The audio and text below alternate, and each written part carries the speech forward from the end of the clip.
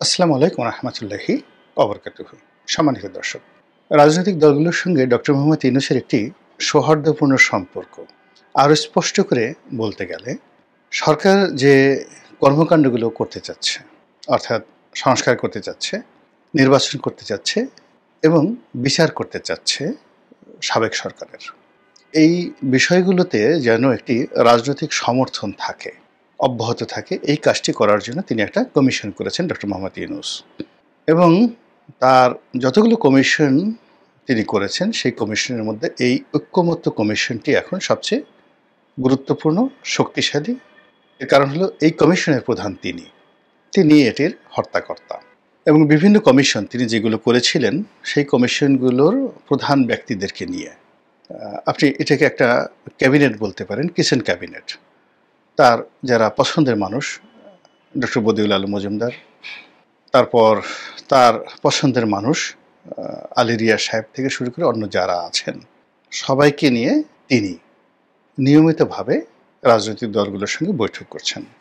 এটি আপাত দৃষ্টিতে যা কিছু আপনাদের মনে হচ্ছে যে এর মাধ্যমে একটা ঐক্যমত্য তৈরি হচ্ছে, কিন্তু বাস্তবতা হলো যে এর মাধ্যমে ঐক্যমত্য তৈরি হচ্ছে না, বরং জাতীয় ঐক্যমত্যের পরিবর্তে মতানৈক্য তৈরি হয়ে যাচ্ছে।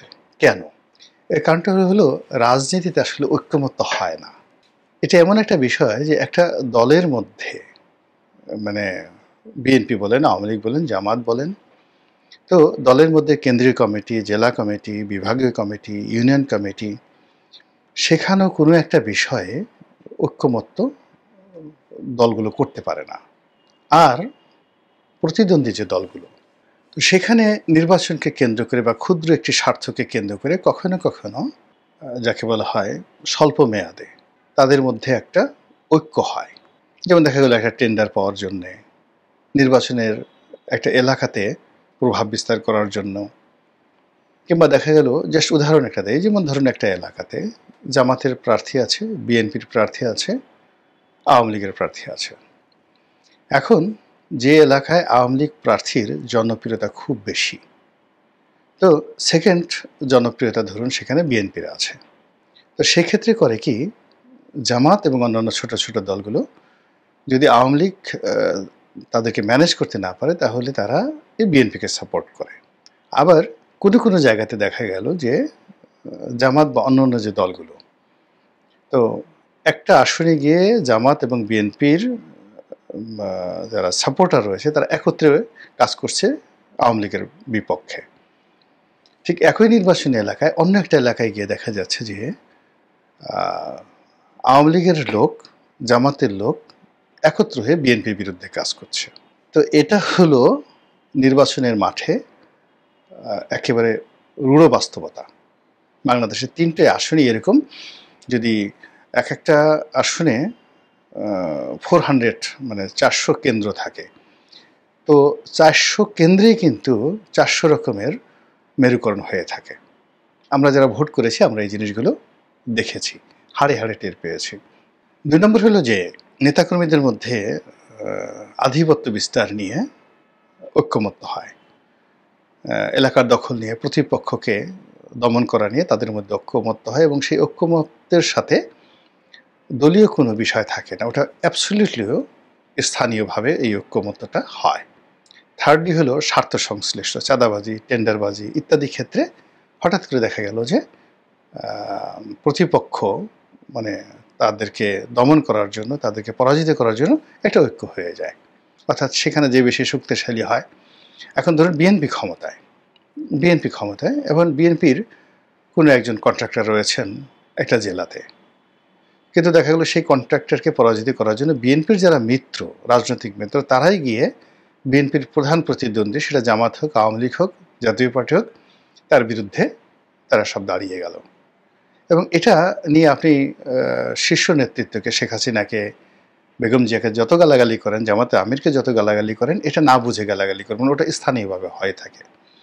ঠিক এই সময়টাতে আপনি যদি রাজনীতিতে চিন্তা করেন, সিলেটের রাজনীতি তার সঙ্গে আপনি চট্টগ্রামের রাজনীতি মিলাতে পারবেন না, চট্টগ্রামের রাজনীতির সঙ্গে ঢাকার রাজনীতি মিলাতে পারবেন না, ঢাকার রাজনীতির সঙ্গে বরিশালের রাজনীতি মিলাতে পারবেন না। এলাকা ভেদে এই এনসিপি, জাতীয় পার্টি বিএনপি এবং যেহেতু নিষিদ্ধ দল এখন আওয়ামী লীগ, তারা পিছনে বসে যে কাজগুলো করছে অনেক সময় কেন্দ্রীয় নেতারা তা জানেনও না।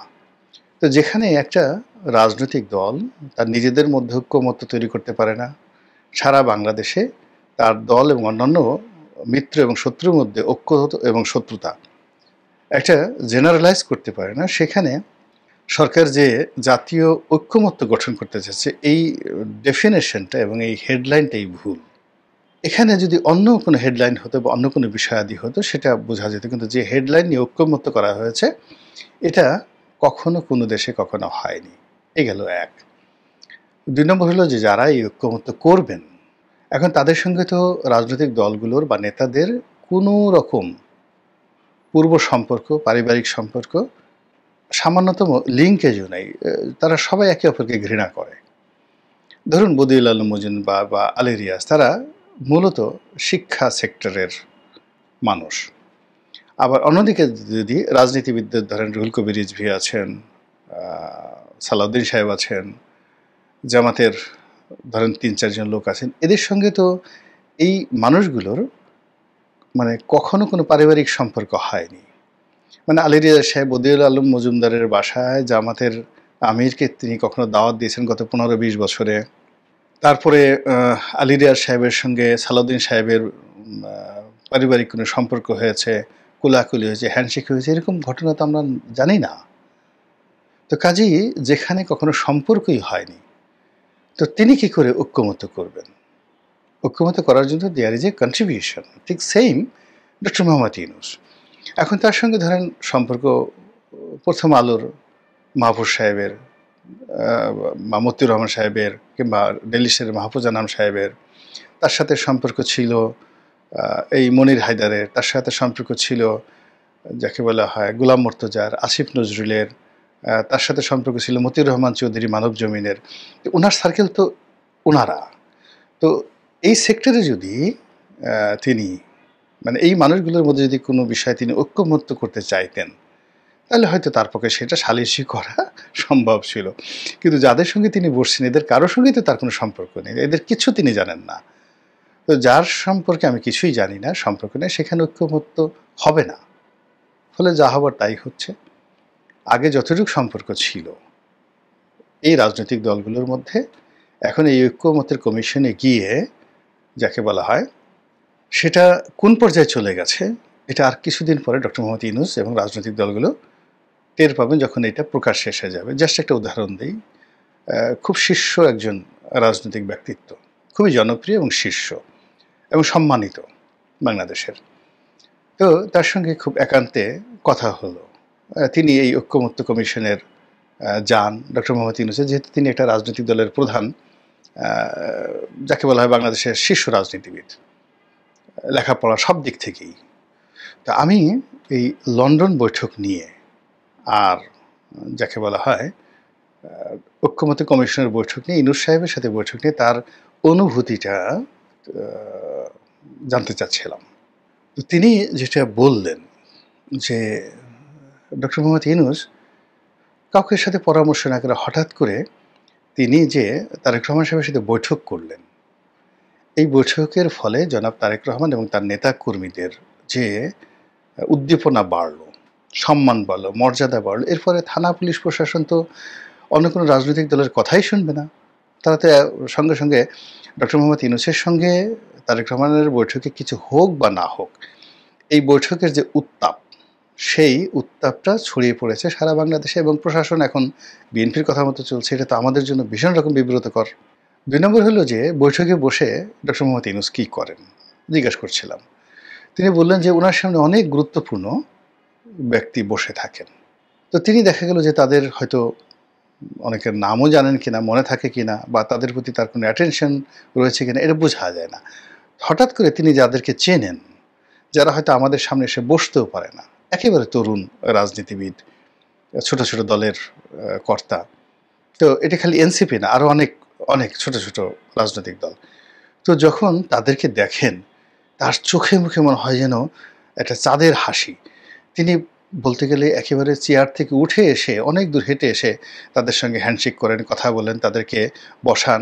তো এটা দেখে আমরা যারা মানে সিনিয়র রাজনীতিবিদ, বাংলাদেশে 50-60 বছর ধরে রাজনীতি করছি, আমরা বিব্রত হই, অপমান বোধ করি। কিন্তু আসলে যেহেতু ওখানে ঢুকে গেছি, কিছু করারও থাকে না। তো এরকম অনেক ঘটনা সেখানে ঘটে। আপনি দেখেন এই যে কর্নেল অলি সাহেব একবার গিয়ে সেখানে অপমানিত হলেন, তারপরে আবার গেলেন। মানে ওখানে যে পরিবেশটা হয়, সেই পরিবেশটা আমরা রাজনৈতিক যে জগৎ, সেই জগতে ইউজুয়াল না।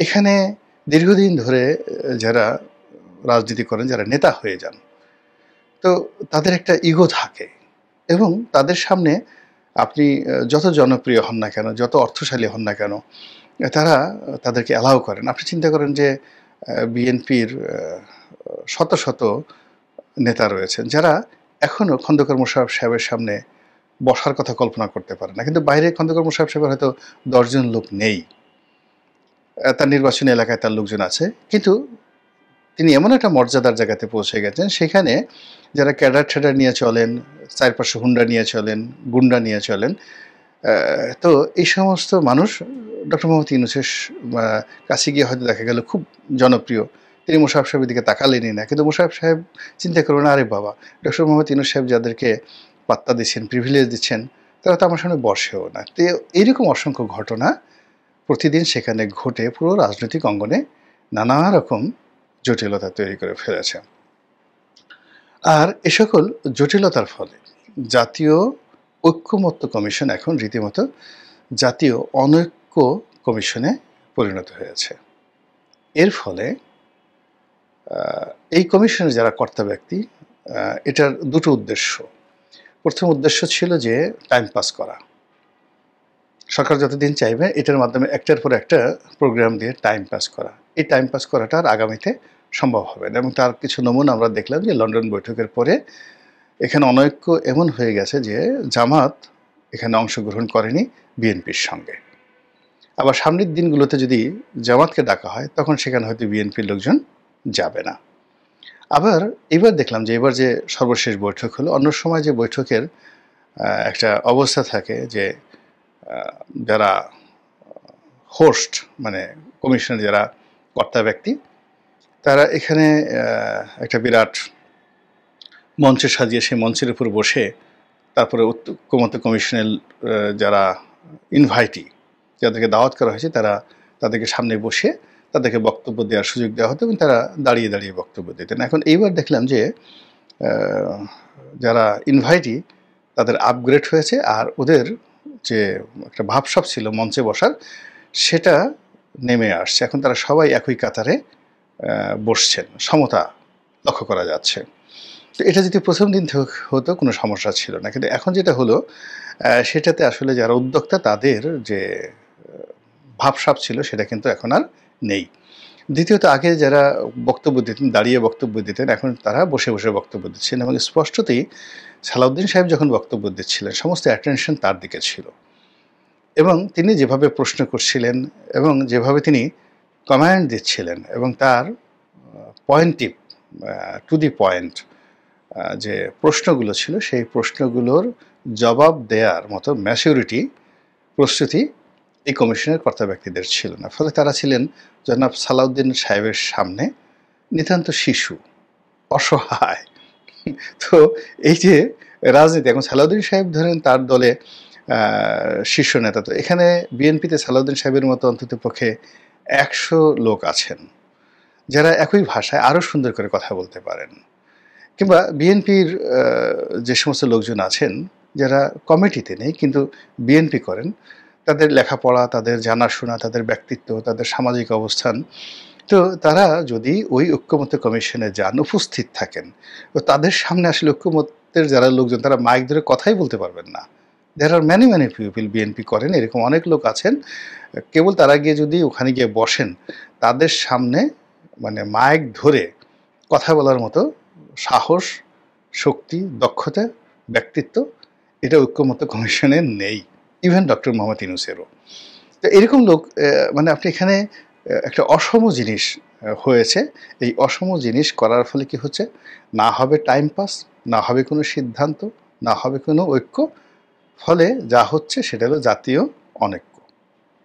যত তাড়াতাড়ি সম্ভব এখান থেকে একটা যতটুকু ফলাফল আসছে এটাকে যত তাড়াতাড়ি সম্ভব যদি উভয় পক্ষ অর্থাৎ যারা স্টেক হোল্ডার আছেন তারা এবং যারা কাজটা করছেন তারা এটাকে সমাপ্তি ঘটান উইদিন 1 মাসের মধ্যে 1-2 বৈঠক করে, তাহলে সবার মান সম্মান বাঁচবে। আদারওয়াইজ এখানে এমন কিছু হবে যেটা বাংলাদেশের ইতিহাসে এই যে যারা করছে তারা কল্পনাই করতে পারে না। আপনি দেখেন বেগম জিয়া বসে থাকেন, শেখ হাসিনা বসে থাকেন, তার সামনে গিয়ে মারামারি। এবং সে মারামারি কি, আপনি যে সমস্ত লোকেরা মারামারি করে, আপনি জাস্ট একটা উদাহরণ দিই। 88 মানে 86 নির্বাচনে শেখ হাসিনা যাবেন না, বেগম জিয়া যাবেন না, এরকম একটা সিদ্ধান্ত হলো। পরবর্তীতে যখন 32 নম্বরে গিয়ে তারা সিদ্ধান্ত পরিবর্তন করলেন এই নির্বাচনে যাবেন কি যাবেন না, তখন সিনিয়র নেতাদের মধ্যে হাতাহাতি শুরু হয়ে গেল। ডক্টর কামালের মতো মানুষ তিনি হাত কাছিয়ে মারতে আসছেন, তার কথার যারা প্রতিপক্ষ উনি তো রাগ হয়ে গেল, খামোশ এইভাবে বলে তিনি ঘুষি দিতে আসছেন। আবার তার দিকে ক্ষমা জাহাঙ্গীর হোসেন সাহেব এবং তার যারা লোকজন ইয়াং তরুণ তুর্কি তারাও আবার ডক্টর কামালের দিকে তেড়ে যাচ্ছে, আজকে তোকে মেরেই ফেলবো। শেখ হাসিনা বসে আছে।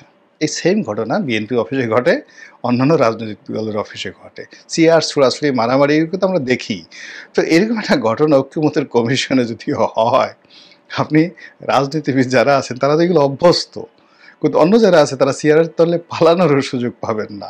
ওই জায়গাটার মধ্যে কেউ তাদেরকে রক্ষা করতে পারবে না, গাল গুল ফেটে মানে কি যে একটা অবস্থা হবে কল্পনাই করা যায় না। তো কাজেই রাজনীতির যে মন্দ দিকগুলো,